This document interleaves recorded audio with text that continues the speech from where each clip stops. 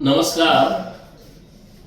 जत विधानसभा मतदारसंघातील मायबाप मतदारांनी विधानसभेचा सदस्य म्हणून मला निवडून दिल्याच्या नंतर काही बाबतीमध्ये माझी जबाबदारी वाढलेली आहे. लोकांच्याकडून मोठ्या प्रमाणामध्ये अपेक्षा आहेत.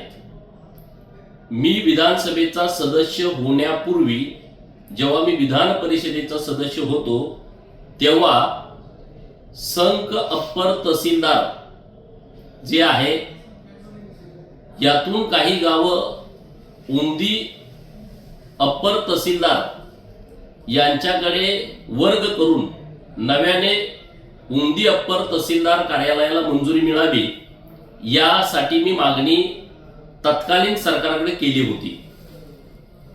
मला वाटते मार्च 2024च्या दरम्यान महसूल मंत्री राधाकृष्ण विखे पाटील साहेब यांच्याकडे एक बैठक पण झाली होती आणि त्या बैठकीमध्ये सविस्तरपणे आम्ही मांडणी केली होती. आता ती प्रक्रिया पुढे जाते.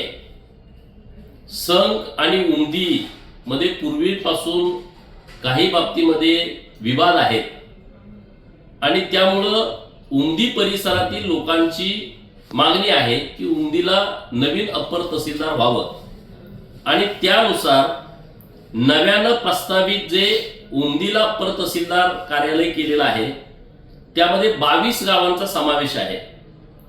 त्यामध्ये उंदी, विठ्ठलवाडी, उटगी, लमाणतांडा, उटगी, निगडी बुद्रुक, सुसलाद, सोनलगी, बुर्गी खुर्द, अक्कळवाडी, माणिकनार, बुर्गी बुद्रुक, बालगाव, हळली, करजगी, वेळोंडगी, जाडरबोबला, सोन्याळ, लकडेवाडी, गिरगाव, लवंगा, गुलगुंजनार, जालिहाळ, बुद्रुक अशी 22 गावं उंदी अप्पर तहसीलमध्ये येत आहेत, प्रस्तावित केलेले आहेत.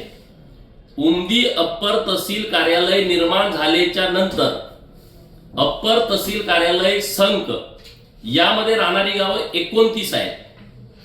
त्यामध्ये संक, गोंधळेवाडी, खंडनाळ, दरीबडची, लमाणतांडा, दरीबडची, आसंगी तुर्क, कागनरी, मोटेवाडी आसंगी, धुळकरवाडी, अंकलगी, कुलाळवाडी, सिद्धनाथ, जालियाळ खुर्द, पांढरेवाडी, तिकोंडी, पांडोजरी, पारधेवस्ती, करेवाडी तिकोंडी, कोणतेव बोबलाद, करेवाडी कोणतेव बोबलाद, मोटेवाडी कोणतेव बोबलाद, कोनबग्गी, मोरबग्गी, भिवरगी, माडग्याळ, फसपेट, गुड्डापूर, आसंगी, जत आणि तिल्ल्या अशा 29 गावांचा समावेश आहे.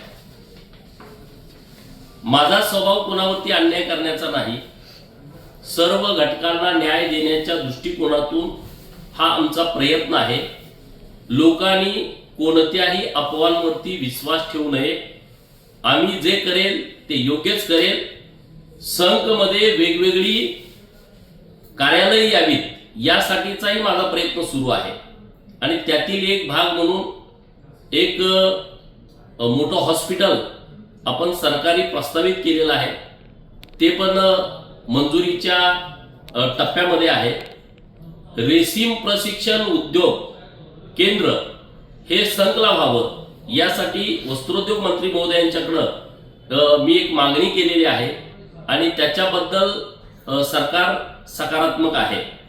तर अशा पद्धतीचे वेगवेगळे निर्णय राज्य सरकार संघच्या बाबतीमध्ये घेत आहे. तर सर्व विभागातील जनतेला याविषयीची सविस्तर माहिती असावी यासाठी आपल्याशी आज आम्ही बोलतोय.